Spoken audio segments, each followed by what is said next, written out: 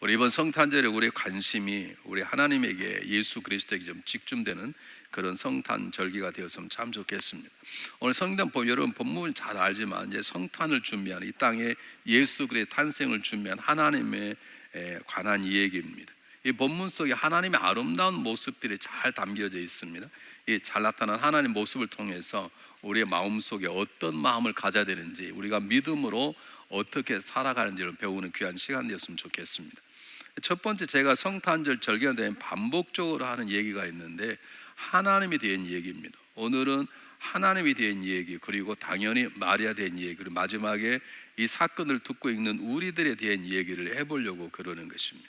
자, 오늘 성경 본문이 우리에게 보여주는 가장 중요한 하나님의 모습이 몇 가지가 있는데, 우리는 하나님을 다 알 수가 없어요.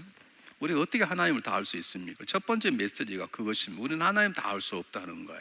우리 때때로 하나님을 본 사람도 있고 하나님을 만나본 사람도 있고 하나님의 음성을 들어본 사람도 있지만, 생각해 보시길 바랍니다. 하나님께서 인간을 구원하시려 계획을 하셨어요. 그건 이해가 돼요. 그런데 그 인간을 구원하는 방법으로 이스라엘 가운데 가장 적은 마을인 베들레헴을 택하셨어요. 베들레헴은 성경 본문에 구약시는 한 번도 등장한 적이 없는 이름 없는 마을인데 그 마을을 드러내신 것이에요. 그리고 가장 연약한 존재인 나사렛에 사는 마리아라는 처녀를 드러내서 하나님의 구원의 역사를 시작하려고 하시는 것입니다. 베들레헴도 작은 곳이지만 마리아도 아주 적은 보잘것없는 여성이었는데 하나님 그를 통해서 놀라운 일을 행하시려고 계획하시는 것입니다. 이것이 우리에게 이해가 되지 않습니다. 왜 아기 예수님께서 꼭 동물의 밥통에 태어나야 되고, 아무리 사관원 여관이 바쁘다 하더라도 어린아이를 낳는데 어린아이 낳을 방도 없어서 동물의 밥통에 예수님께 첫 울음을 터뜨리게 되었는지 우리로서는 사실 잘 이해가 가지 않습니다. 우리 이것을 하나님의 숨겨진 모습, 알 수 없는 하나님의 모습, 그렇게 얘기합니다. 우리 흔히 쓰는 단어로 참 신묘막측하시다. 왜 하나님께서 이런 방법으로 우리를 구원하시려 그러시는가 라고 하는 걸 생각하지 않을 수 없는 것입니다. 이런 하나님의 모습을 통해 이사야는 놀라운 신앙을 고백했는데, 이사야 45장 15절 말씀 똑같이 한번 읽어볼까요? 이게 굉장히 중요합니다. 한번 읽겠습니다. 시작. 구원자 이스라엘 하나님이여 진실로 주는 스스로 숨어 계시는 하나님이시니이다, 이렇게 말합니다. 하나님이 스스로 숨어 계신단 말은 하나님은 전체를 다 드러내지 않으세요. 아니, 하나님께서 나는 이런 존재라고 해줘도 우리가 다 이해하지 못할 그분은 워낙 크시기 때문에, 여러분 기억하십시오. 하나님은 우리가 다 할 수 없는 신분이십니다. 그분의 생각과 우리의 생각은 하늘과 땅만큼 다르고, 우리가 가는 길과 그분의 가는 길이 다른 만큼 높이가 다릅니다. 한번 성경 한번 보실까요? 똑같은 이사야 고백인데 이사야 55장 한번 보겠습니다. 똑같이 한번 읽어보겠습니다. 시작. 여호와의 말씀에 내 생각은 너희 생각과 다르며 내 길은 너희 길과 달라서 하늘의 땅보다 높음 같이 내 길은 너희 길보다 높으며 내 생각은 너희 생각보다 높으니라. 이렇게 다르다는 거예요. 우리가 하나님께서 왜 이 마리아를 택하고 왜 보잘것없는 베들레헴이 예수님의 고향이 되게 하셨는지 그러니까 설명할 방법이 없습니다. 우리의 지혜로서 우리는 하나님의 일하심을 쉽게 판단할 수 없습니다. 다만 성경에서 드러낸 이걸 신학적 단어로 계시한다고 그러는데, 내가 이런 존재라고 이 하나님께 드러내는 그 모습만큼 빼고는 우리는 하나님을 알 수 없습니다. 그래서 하나님은 하나님이신 것입니다. 우리가 다 알 수 없기 때문에 우리 하나님 되시는 것입니다. 우리 하나님을 다 알아버린다면 하나님이 아니시죠.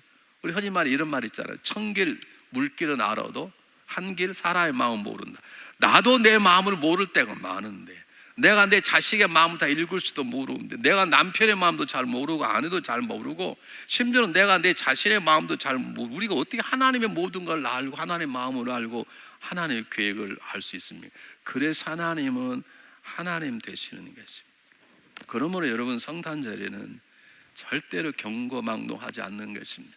내가 때또 하나님의 음성을 들었다고 해서 난 하나님을 다 아는 것처럼 말해서는 안 되는 것입니다. 내가 방언을 하고 예언하는 은사가 있고 때때로 기도한 병자가 나아가는 그런 은혜를 예부터 하더라도 우리는 하나님 앞에서 절대로 큰 자처럼 행동해서는 안 되는 것입니다. 왜냐하면 우리는 모르는 것들이 너무나 많기 때문에 그렇습니다. 제가 목회할 때 실수를 많이 했는데요, 우리가 처음 교회를 1980년도 짓고 50명 교회가 몇 년 안에 300으로 확 늘었습니다. 그러면서 그냥 는 게 아니고 처음 차례 기도를 11시 반에 시작했는데 사람 좀 모이기 시작하니까 옮겨서 10시에 차례 기도를 하기 시작했어요. 10시에 차례 기도를 하면 보통 성도님들이 11시 한 40분까지 기도를 하세요. 그럼 다들 가세요. 그러면 앞으로 중보기도 팀장을 세울 사람 7, 8이 딸이 모여서 새벽 4시까지 기도를 했습니다. 그때는 어떻게 그렇게 했는가 몰라요. 기도하면 막 방언하고 어떤 사람은 회개하고 어떤 사람은 뭐 환상을 보고 얼마나 놀라운 일들이 많이 벌어진지 몰라요. 저도 그때 기도하면서 하나님의 음성도 듣게 되고 하나님 하는 걸 보게 되고 그런 때가 막 있었는데 저는 그게 제가 모든 걸 다 보게 되는 귀가 눈이 다 열리는 줄 알았어요. 그래서 어떤 집사님에게 집사님 제가 어젯밤에 집사님 기도하는데 하나님께 이렇게 말씀하셨어요. 그 말씀 드렸다가 그분은 교회를 떠났습니다. 왜냐하면 제가 말하는 그 말이 그분에게 받아들일 수 없는 것이었어요. 하나님께서 그분에게 분명히 이렇게 하라고 저에게 말씀하셨는데 가서 전하라고는 말씀하지 않았어요. 근데 저는 그냥 그게 당연히 전한 줄 알고 전하면 될 줄 알고 그러냐고 그게 하나님 뜻이냐고 이렇게 살아가야 되는데 저는 그냥 보는 걸 듣는 걸 그냥 정말 그분을 사랑하는 마음으로 전했는데 그분은 목사님께 잘못 봤다고 그러면서 부담되니까 다른 게 가겠다고 떠나버렸습니다. 제가 그런 일 몇 번 겪으면서 깨달은 게 있는데요. 하나님은 정말 다 아실 수 없는 크고 크신 분이시구나. 사람도 잘 모르는데 하나님이 A 집사람에 대해서 뭐라고 말씀하셔도 그것이 그분의 전부가 아닌데 하나님 저에게 보여주신 그분의 모습이 그분에 비하면 적고 적은 것인데 그분의 모든 걸 다 본 것처럼 말해버리는 제가 실수인 것처럼 때때로 우리가 은사가 있고 때때로 말씀의 능력, 때때로는 신앙의 경험, 때때로는 천국도 보기도 하고 그렇다고 해서 우리가 하나님을 절대로 다 알 수 없는 것입니다. 그러므로 오히려 그런 은사를 받을수록 우리는 그분 앞에 겸손히 엎드리는 거룩한 떨림이 우리에게 있어야 되는 것입니다. 두 번째입니다. 오늘 성경 본문이 강조하고자 하는 하나님의 모습이 뭐냐면 여러분에게 제가 설교할 때마다 강조하는데 전능하신 하나님이십니다. 모든 걸 아시고 모든 걸 행할 수 있는 하나님이십니다. 어떻게 천사를 마음대로 부립니까? 어떻게 처녀가 어린아이를 낳을 수 있도록 하나님이 역사하십니까? 하나님이기 때문에 하십니다. 하나님은 못하실 일이 없기 때문에 하나님 모든 걸 행하실 수 있고 모든 걸 다 하실 수 있는 것입니다. 하나님은 천지를 창조한 분이시고 천지를 주관한 분이시고 모든 것들을 그분의 능력 가운데 행할 수 있으신 분이십니다. 하나님은 믿음의 조상이 불리운 아브라함을 택하실 때 뭐라고 말씀하는지 아십니까?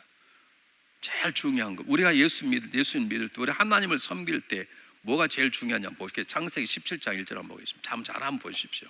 똑같이 읽겠습니다. 시작. 아브라함이 99세 때 여호와께서 아브라함에 나타나 그에게 이르시되 나는 전능한 하나님이니 너는 내 앞에서 행하여 안전하라 이렇게 말합니다.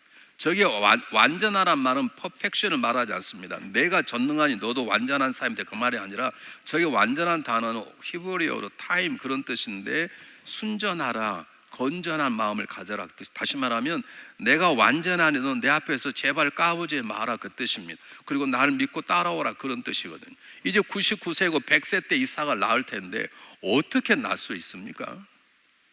이미 낳을 만한 모든 기능이 다 끊겨져 버렸는데 이런 분 이렇게 말씀하십니다. 목사님 남녀가 만나 사랑을 할 때 어린아이가 태어나는 것이 하나님의 창조의 질서인데 창조 질서를 하나님이 무너뜨릴 수 있습니까? 그렇습니다. 하나님 창조 질서를 무너뜨릴 수 없습니다. 그럼 처녀가 어떻게 애기 낳는 게 잘못되지 않습니까? 그러는데 잘 보십시오. 동물학자와 생물학자들이 연구하다 보니까 놀라운 일이 발견됐어요. 여러분 생물이나 동물도 암수가 만나야 번식을 하게 되는데 여러분 혹시 텔레비전 가끔 보시면 엄청난 큰 코모도라고 하는 뭐죠? 도마뱀, 죄송해요 깜빡 잊어버렸어요. 도마뱀 그거 보시잖아요. 도마뱀이 얼마나 큽니까? 그런데 놀라움을 발견했는데 어느 지역을 가니까 암컷만 있는데 새끼가 나오는 거예요. 이걸 처녀생식이라고 그래요. 물론 다른 동네는 도마뱀이 암컷 수컷이 있어서 그들이 관계를 통해서 새끼가 태어나고 그러는데 한쪽 가봤더니 수컷이 없는 거예요. 암컷만 있는데 새끼가 이걸 처녀생식이라고 그럽니다. 이런 일들이 조그마한 벌레, 곤충 가운데 얼마든지 있습니다. 우리가 생각하는 그런 마음으로 모든 것들을 방조하고, 그렇다고 해서 내가 그 도마뱀이 성령이 충만 새끼 낳았다 그 말은 하는 게 아닙니다. 또 오해하지 마십시오. 또 가가지고 이단의 소리 들으려 우리 목사님이 도마뱀이 성령 역사에서 새끼 태어났다 그 말이 아니고요. 우리가 말하는 창조의 질서 말고 그것도 하나님의 창조 질서 속에 속하는 거예요. 왕 도마뱀이 남자와 수컷과 관계를 맺지 않아도 새끼를 낳을 수 있는 그런 도마뱀도 있다라는 게 하나님 전체 창조 질서에 속하는 거예요. 다만 그건 성령의 역사하고는 하나님의 질서 가운데 속하는 것인데, 그렇기 때문에 우리가 쉽게 말하는 우리의 얄팍한 지식으로는, 우리가 과학적으로 아는 지식보다 모르는 게 훨씬 많아요. 그런데 남녀가 암수가 만나야 번식한다는 그런 쫄막한 그것 말고도 많은데, 그것 말고도 모르는 사람이 너무나 많은데 그것 가지고 어떻게 처녀가 애 낳을 수 있어? 말이 안 되지. 그렇게 하지 말라는 거예요. 그래서 하나님은 성령을 통해서 마리아의 몸에서 이 땅을 구원할 예수님이 탄생하도록 일을 행하셨습니다. 어떻게 행할 수 있습니까? 그분이 전능하시기 때문에 그렇습니다. 여러분, 하나님은 전능하시기 때문에 아브라함을 삶을 변화시켜서 믿음의 조상이 되게 하셨습니다. 하나님은 전능하시기 때문에 그 비겁자요 형을 속이 압을 속였던 야곱을 이스라엘 민족의 지도자로 세우십니다. 잘 보십시오. 야곱이 창세기 28장에 하나님을 만납니다. 감동이 됩니다. 사기꾼 도망가다가 하나님을 만나서 하나님 놀라운 은혜를 약속을 받습니다. 사기꾼에게 하나님 나무라는 게 아니라 너 어찌 형을 속였냐, 어찌 애비를 속였냐고 말하지 않고 내가 너로 큰 민족을 위해 다시 돌아가겠다는 놀라운 약속의 축복을 받게 되자, 놀랍게 야곱이 자기 베고 있던 돌베개를 세우고 기운을 보면 약속합니다. 하나님, 내 하나님이 되어주시면 제가 다시 이곳에 와서 하나님께 제단을 쌓을 것이고 내 삶의 매일 10분의 1을 하나님께 드리겠나이다. 그리고 약속을 했어요. 야곱이 가정한 부자가 됐습니다. 하나님이 부자가 되게 만드셨습니다. 근데 야곱은 어디로 가버리시나요? 야곱은 형과 용서를 통해서 놀라운 하나의 은혜를 체험했으면 당연히 베들로 가야 되는데 세겜으로 가버립니다. 세겜 가면 조용히 살지. 조금 자기가 딸이 받았다고 두 아들들이 살인극을 벌여서 이제 세겜에 도망가게 되었습니다. 하나님은 도망가는 그의 길을 도와주시는 전능자이십니다. 그의 생명을 지켜주시는 분이십니다. 여러분, 하나님은 마리아의 순종을 다 알고 계시는 분이세요. 한번 성경 한번 보실까요? 뭐라고 나왔는지. 우리 창세기 35장 11절 말씀 한번 보세요. 그에게 이르되 나는 전능한 하나님이라. 하나님 보세요. 나는 전능하다. 근데 뭐라고 말씀하세요? 생육하여 번성하라. 국민과 많은 국민 내게서 나오고 왕들 내 허리에서 나오리라. 저렇게 말씀할 수 있는 건 하나님밖에 안 계세요. 하나님이 전능하시기 때문에 내가 이런 일을 이루었다고 말씀하시는데, 여러분, 우리 인생 가운데 우리 자신에 대해서 저렇게 말할 수 있는 사람 한 사람도, 나는 50대 이렇게 살 거고 60대 이렇게 살 거고 70대 이렇게 살 것이다, 그렇게 말할 수 있는 손 한번 들어보십시오. 한 사람 우리는 할 수 없습니다. 왜냐하면 우리는 전능하지 않기 때문에. 저렇게 지금 비겁장이고 하나님 약속 지키지 않았고 그렇게 돌베개를 쌓고 11조를 드리고 이곳 다시 돌아와 제단을 쌓겠다고 콘서트던 야곱이 도망쳐버린 그곳에서 하나님은 그들을 나무라지 않지 이렇게 말씀이 있는 것은 하나님이 전능하시고 전지하시다는 놀라운 증거인 것입니다. 여러분, 하나님은 안 계신 것이 없으시고 못할 일이 없으시고 알지 못하는 일이 없으십니다. 우리가 알 수 없는 그분의 그 크신 분 앞에 거룩한 떨림으로 살아야 되듯이 나의 모든 것을 아시는 그분 앞에 우리가 진솔하게 속임이 없이 진실하게 살아가야 되는 거예요. 그분이 다 알고 계신데 우리 이런 말 하잖아요. 집사님, 우리 둘이니까 우리 둘이만 얘기하시자고. 다른 사람 아무 듣는 사람이 없는데 좀 그분 요즘 그렇지. 누가 듣는 사람이 없어. 하나님 다 듣고 계신데 차라리 말하려면 우리 하나님 앞에 얘기하자고. 그렇게 얘기를 하세요. 우리 하나님 앞에 얘기하시자고.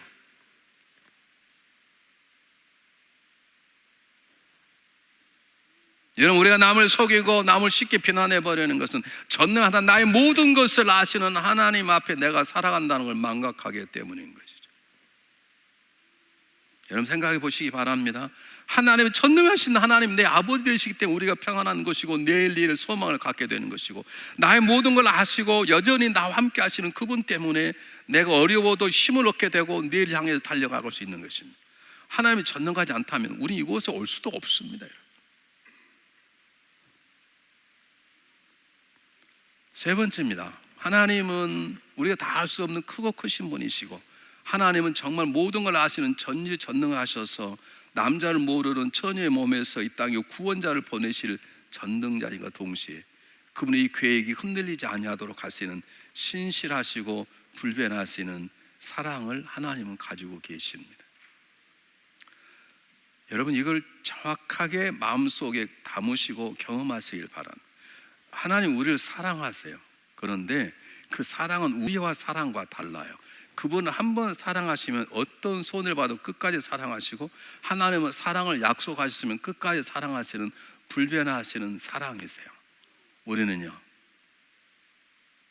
사랑했다가 미워하고, 친구했다가 원수되고, 언젠가는 없지 못할 사이다 지금 얼굴 쳐다보지도 말도 안 하고 그렇게 살아가잖아요. 누가요? 여러분이. 그렇게 안 사세요? 가정에서, 우리 교회 안에서, 또는 교회 밖에 세상 살아가면서 우리는 조금만 말 한마디 하면 우리는 금방 포기해버리고 금방 접고 안면 몰수하고 대화 안 하고 그냥 살아요. 만약 하나님 우리 같았다면 저와 여러분 벌써 지옥 가고 죽었을 것이요. 하나님 우리의 연약함에도 불구하고 그분의 약속의 사랑의 마음은 전혀 변하지 않는 거예요. 한번 창세기 3장 15절 보겠습니다. 한번 띄워주시겠습니까?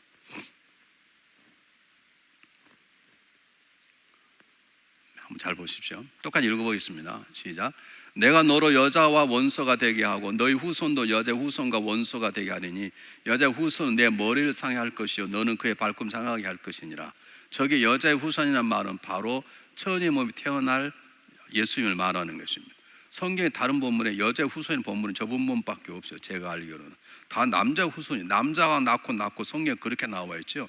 여자가 낳는다 하는 본문 저기밖에 없어요. 그 남자가 모르는 여자 몸에서 말에 나온 후손은 예수님을 말하는 거예요. 하나님이 계획을 하셨어요. 그런데 가인이 또 죄를 저지르네. 하나님이 가인을 그냥 봐줬어요.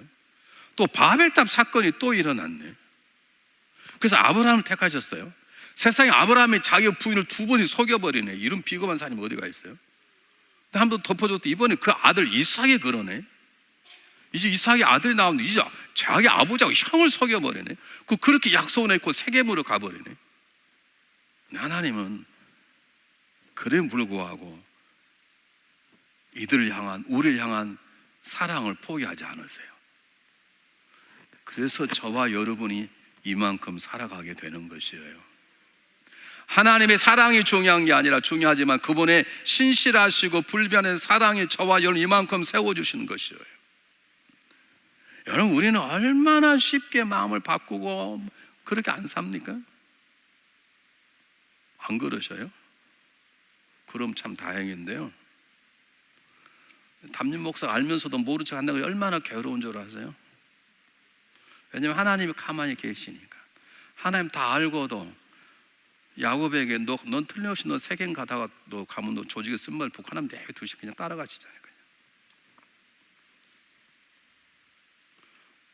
우리가 한 해를 보내고 새해를 맞이하면 12월 때 얼마나 많은 걸 회개하고 또 뉘우치고 새로운 결심을 하십니까? 그리고 지나고 나면 한 3월 감도 다 잊어버리고. 근데 하나님 우리를 잊지 않으세요. 왜냐하면 그분의 사랑은 신실하시고 불변하시는 사랑이기 때문에 그러는 것이에요. 자, 하나 더 보겠습니다. 이 하나님의 사랑은 그냥 놀랍게도 전능하시고 그리고 신실하시고 불변하신 사랑일 뿐만 아니라 그분의 사랑의 폭이 얼마나 넓은지 몰라요. 여러분 한번 보겠습니다. 여러분, 천사가 가브리엘 천사가 말에 와서 한 단어를 한번 잘 보십시오. 뭐라 그랬는지 한번 잘 보십시오. 천사가 일러 가로되 마리아여 무서워 말라 내가 하나님께 은혜를 얻었느니라. 저게 이제 우리말로는 어려운데요. 히브리 유대 이스라엘 사람이 쓴 단어 얻었느니라는 단어는 한 번 얻은 게 아니고 오늘 또 얻고 내일도 얻고 뭐 계속적으로 얻는 것을 얻었느니라는 단어를 쓰는 거예요. 그러니까 마리아야 너는 오늘 은혜를 받았다. 근데 이제 그 은혜가 계속 너의 삶 가운데 계속될 거라고 하는 놀라운 하나님의 마음을 가브리엘이 전하는 것입니다. 이것을 우리는 하나님의 사랑의 폭이라고 그럽니다. 여러분 다 사랑해봐서 알잖아요. 얼마나 우린 지칩니까? 난 더 이상 너를 사랑 못해. 이제 헤어짐이 딱 좋아. 아니면 그냥 적당히 살아가든지. 우리 한두 번 사람 사랑해 보았습니까? 그 사람 놓고 목숨 바치고 싶은 때가 한두 번 있었습니까? 근데 지금도 그 사람 때문에 죽고 싶은 사람 손 한번 들어보십시오. 그 사람 죽이고 싶지 않은 것만 다행이지. 하나님 되심이 왜 되심인가? 그분 우리를 사랑하실 때 그분의 사랑의 폭과 길이가 얼마나 긴지, 그분은 한 번 사랑하시면 끝까지 사랑하십니다. 우리가 얼마나 많이 하나님 앞에 죄를 짓고, 아브라함이, 이삭이, 야곱이, 여러분 다윗이 한두 번, 베드로가 한두 번 예수님 앞에 넘어졌습니까? 근데 하나님은 전혀 영향받지 않아. 왜요? 그분의 넓으신 사랑, 길이, 역사가 그분이 우리 삶 속에 작동하는 그분의 모습이기 때문에 그렇습니다. 한번 잘 보십시오, 여러분. 하나님은 나의 삶 가운데에도, 내가 사랑하는 이웃 가운데에도, 내가 미워하는 어떤 사람 속에도 하나님은 동일하게 그 사람을 사랑하시고 품어내시는 그 하나님의 사랑을 안다면, 우리가 사랑하지 못할 사람이 누가 있고 용서하지 못할 사람이 누가 있고 얼굴을 그리고 돌리고 살아갈 수가 있습니까? 한번 생각해 보시길 바랍니다. 한번 잘 보세요. 모세가 그렇게 탁월하게 살아가다가 마지막에 말 한마디 잘못해서 가나안 땅을 바로 눈앞에 보는데 하나님 목숨을 취해버리십니다.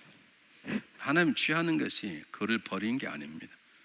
우리에게 이렇게 살라고 하는 것을 너는 이렇게 살지 말라고 보여주시는 거예요. 그 모세를 버리지 않아서 어떻게 하나요? 변화산에 누가 나타나지? 예수님과 누가요? 모세와 엘리야가 함께 나타나지 않습니까?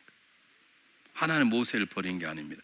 모세의 실수에 책임을 묻고 그 생명을 취했음에도 불구하고 하나님은 모세를 끝까지 품고 가시는 하나님의 사랑의 폭을 이번 성탄절에 경험해 보시길 바랍니다. 베드로가 얼마나 배반자입니까? 2번씩 부인하고 3번째 저주했다 그러지 않습니까? 근데 뭐라고 저주는 차마 성경 못 쓰는 거예요. 베드로가 한번 저정을 쓰면요 시험 들까 봐 그냥 저주했다 그러지 뭐라고 저주했는지 쓰지를 못하는 거예요, 성경. 그런 사람은 어떻게 제자를 삼습니까? 그런데 예수님은 끝까지 쫓아가셔서 그를 세우고 빈 그물을 채워주고 그리고 사명을 주시지 않습니까? 그것이 하나님의 사랑의 넓이고 폭이고 깊이인 것입니다. 성탄절에는 이 마음을 우리가 품어내 봐야 되는 것입니다. 자, 오늘 성경 본문이 중요한 건 제가 이제 말씀드린 그냥 두 번째 존재인 이 마리아 모습을 통해서 우리의 모습을 배우기를 원하는 것입니다. 여러분, 우리가 하나님의 성탄을 준비하는 아기 예수의 탄생을 준비하기 위해서 예수님 하나님께서 가브리엘을 통해서 마리아 집에 메시지를 보낼 때 마리아는 하나님의 준비하시는 받아들일 준비한 마음으로 살아가는 것입니다. 여러분, 이렇게 제가 때려야 소리가 나잖아요. 하나님의 은혜라는 것은 그분이 역사하시면 우리가 그 역사하심에 반응할 때 아름다운 일들이 일어나는 것입니다.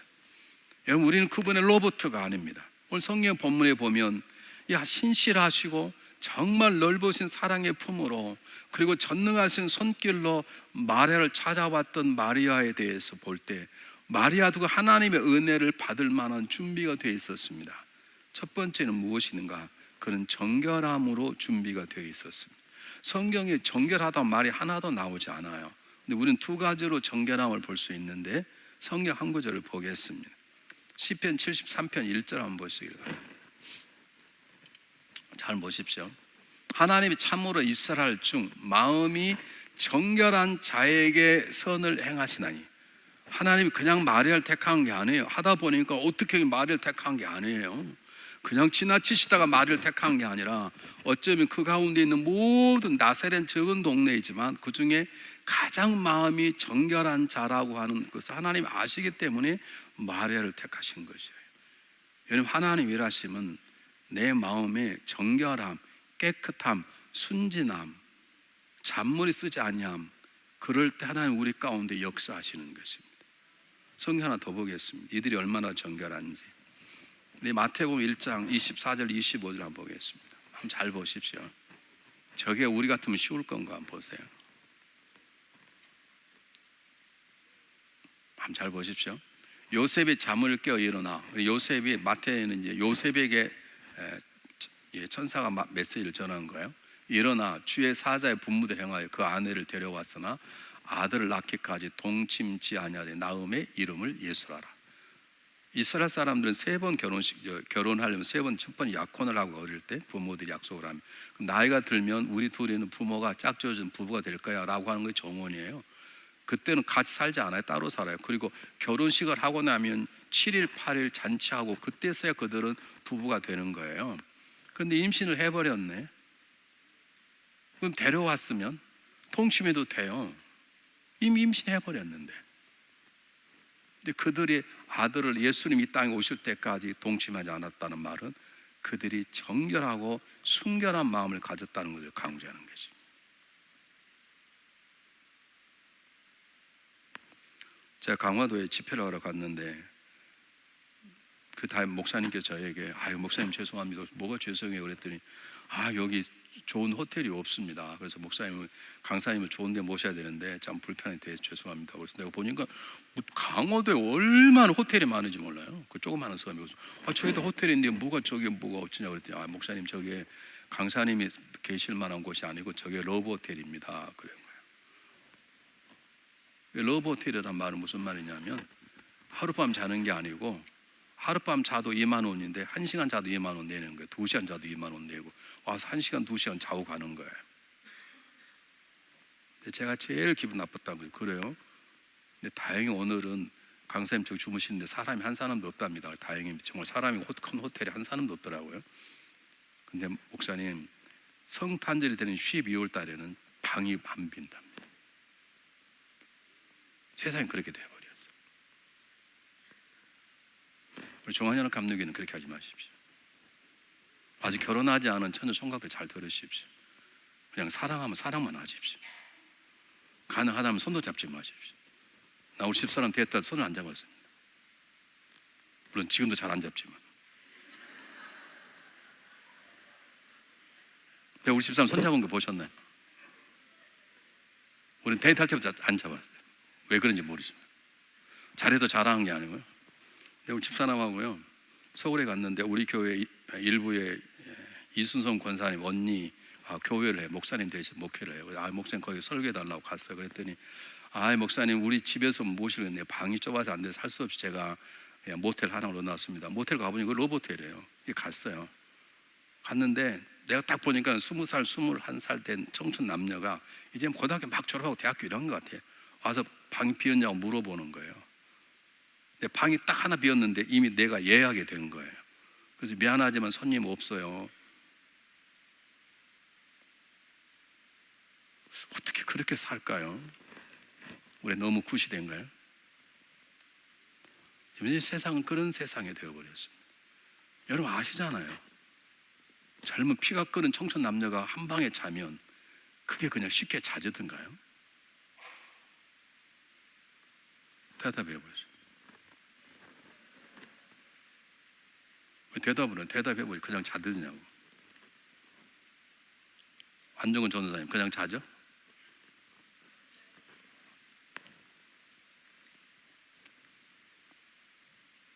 이런 청춘 남녀가 서로 육체를 사랑으로 나눈다는 건 죄가 아닙니다. 그것이 오히려 아름답지만 그러나 이 시대에는 결혼식을 하지 않으면 안 되는 거예요. 그걸 지켜내는 거예요. 특히 예수님이 오셨는데 이제는 임신하게 되었으면 무슨 관계를 갖든 임신하지 않아도 잘 됐다. 아닙니다. 그들은 그걸 지켜내는 정결함이 있었고 그 정결함을 하나님은 아신 것이에요. 여러분 어떤 일 행할 때 하나님 앞에 생각한 것이 좀 하십시오.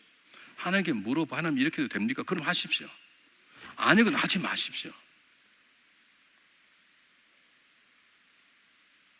우리 누구 만나면 막 욕하고 싶은 사람 있잖아요. 그 사람 좀 한번 좀 못됐다 하고 싶으면 죽겠잖아요. 입이 막 건질건질하고 좀 얘기하고 싶고. 물어보세요. 하나님 제가 이 박지선 만나서 김집사람 욕하려고 그러는데 할까요? 하나님 하라면 하십시오. 입으로 다 막 죽여버려. 하나님 하라면. 아니라면 하지 마십시오. 이게 정결함이에요. 하나님 앞에서 행할 수 있는 마음, 하나님 나의 앞에 보고 있다고 생각하고 살아가는 마음.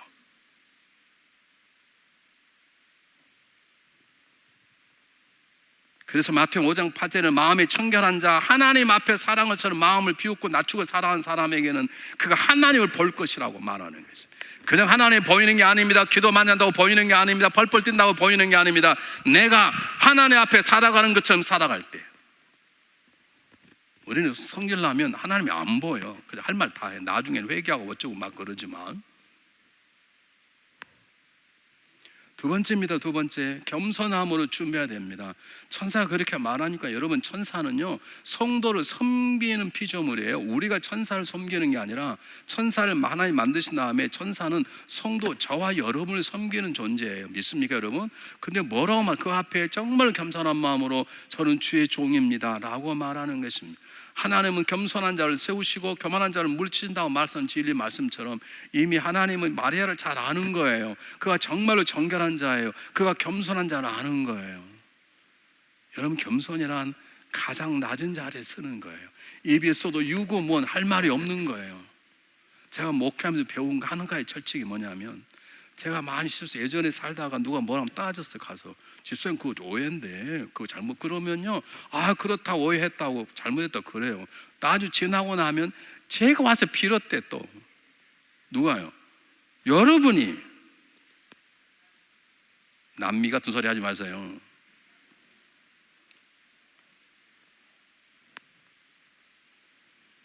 사랑하는 여러분, 우리는요 제가 그때 배운 게 있어요. 아, 찾아가서 뭐 따주고 해결해주고 그게 아니구나. 그냥 엎드려. 그게 겸손. 그 남부 제가 별소리 다 들어도 제가 저한테 따져본 손 한번 들어보시오.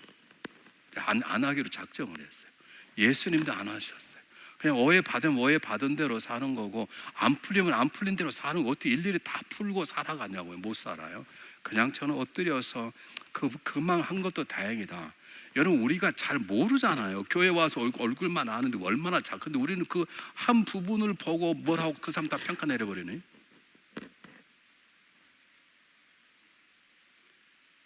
여러분, 성도가 절대 가서 안 될 마음은 교만이에요. 한 사람을 보고 절대로 판단할 수 없어요. 그 사람이 더 많은 부분, 숨겨진 부분들이 훨씬 많아요. 근데 우리는 하나 가지고 판단해 버리잖아요. 한 번 실수하면 그 사람 나쁜 사람이고, 한 번 실수하면 그 사람은 소망이 없는 사람이고. 그런데 막 그러지 않아요. 정말 겸손한 사람은 엎드리는 거예요. 그 주의 뜻이 이루어지길 그냥 바라는 거예요. 그래서 곧 겸손이 곧 순종으로 이어지는 거예요. 여러분, 이 순종 보십시오.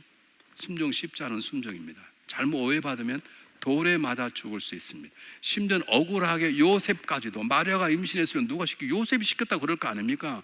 아니라고 성령의 역사했다고 다른 사람 누가 믿습니까? 둘 다 맞아 죽을 수 있습니다. 그런데도 하겠다는 것입니다. 저는 계집종이란 말은 저는 주님 것입니다. 주님 뜻대로 하시옵소서. 그게 순종이고 겸손이고 정결한 자의 마음입니다. 성탄절은 다른 게 아닌가 하는 게 아닙니다. 내가 정말로 그분 앞에 떳떳하게 살아갈 수 있는 정결함이 있는가? 내가 그분 앞에 그분의 뜻이라면 내가 겸손과 순종으로 사람 삶을 살아낼 수 있는가? 그것을 묻고 없으면 회개하고 돌이키고 세워가는 것이 성탄절의 놀라운 뜻인 것입니다. 여러분, 정말 여러분 한번 생각해 보세요. 이게 쉬운 것인가? 처녀가 임신했다는데 누가 알아줍니까? 돌에 맞아 죽지요. 자기 때문에 요셉까지 죽을 수 있죠. 그런데 죽어도 좋다는 뜻입니다. 여러분, 우리의 삶 속에 있어서는 안 될 단어입니다. 순종은 하나님의 은혜의 문을 열게 하고, 불순종은 하나님의 은혜의 샘을 닫게 합니다. 순종은 하나님의 복을 받게 하고, 불순종은 하나님의 심판을 받게 하는 것입니다. 여러분, 한 번쯤 내가 정말로 순종할 수 있는가? 못하면 순종할 수 있는 마음을 달라고 기도하고 살아가야 되는데, 우리는 이 정도면 괜찮아. 누가 다 그래? 목사님도 아마 그럴 거야. 제가 여러분의 기준이 아니라고 몇 번 말했지 않습니까? 여러분 가운데 저보다 더 좋은 믿음을 가진 분이 많이 계세요. 저를 비교하지 마세요. 우리는 예수님의 모습과 마리아의 모습을 통해서 우리는 이 불순종 것을 거저내고 하나님 주신 은혜가 우리 안에 차고 넘치도록 순종의 자리에 머물러야 되는 것이에요. 여러분, 요즘 제일 안 되는 게 뭔 줄 아세요? 순종이 안 돼. 여러분 마음대로 생각이잖아요. 오늘 예배를 몇 부 갈까? 1부가? 3부 갈까? 집에서 보지. 11시 반? 그냥 지나고 2시에 보지. 우리가 다 선택해버려요. 물어보시고 하시라고. 하나님께 물어보고 오늘 고지 말고 오늘 4시에 봐라. 그냥 푹 쉬고 어제 수고했어요. 푹 쉬고 그건 보십시오. 우리는 지금 우리 마음대로 선택해버린 시대에 와버렸어요. 하나님께 물어보셔야 되는 거예요. 왜냐하면 그 순종이 우리의 삶 가운데 놀라운 하나님 일을 이루시게 하는 터전이기 때문인 거예요.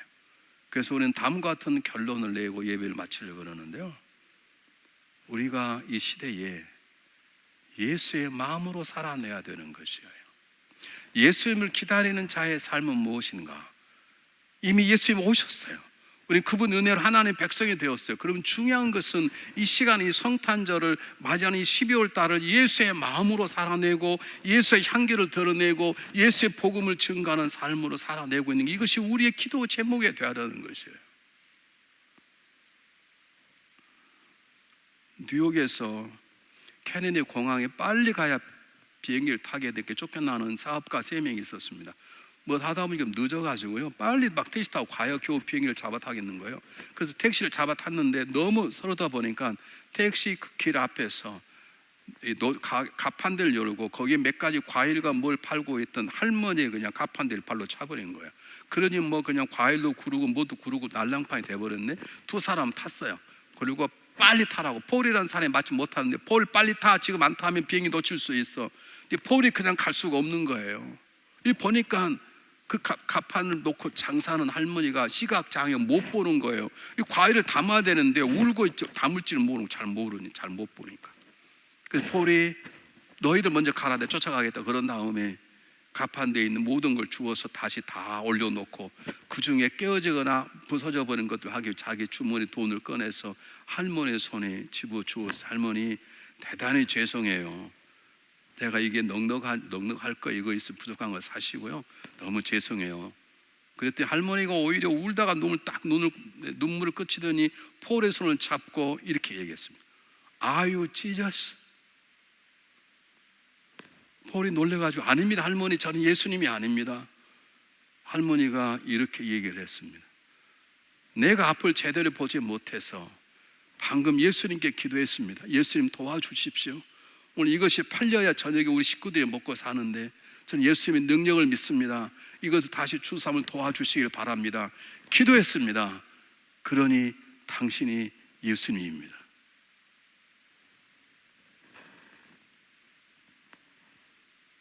여러분, 성탄절을 어떤 마음으로 살아가시겠습니까?